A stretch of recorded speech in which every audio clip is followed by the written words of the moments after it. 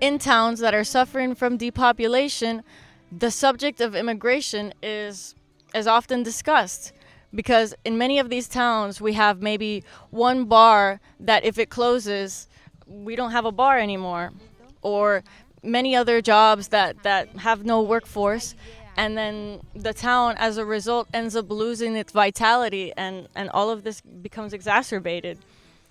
There's the idea of promoting immigration in order to meet these needs and promote repopulation. We had in this interview today many different people. We had the mayor of Valverde de Burguillos. We had the director of a foundation dedicated to integrating people with disabilities. But this time she was involving herself more in the topic of immigration. We had the OIT. We had we had people representing different humanitarian efforts. And can you tell us what they discussed today?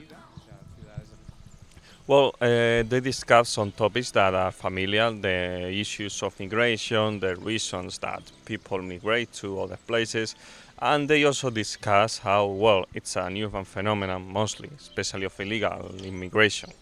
But there's also the way to make this not an opportunity, because people are individuals, not workforce per se, but how to grow, how to learn the skills, because there's a lot to learn from them.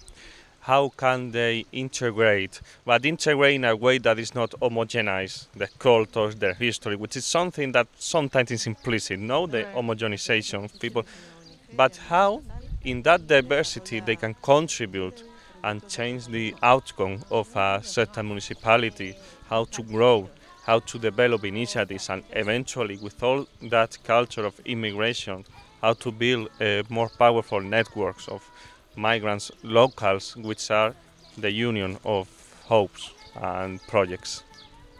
Right, and they also at the end spoke of the need to perhaps create cooperatives of immigrants that could organize their own work.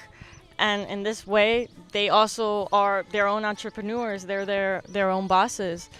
And that also offers an inspiring way forward for immigrants as well as for towns and depopulation.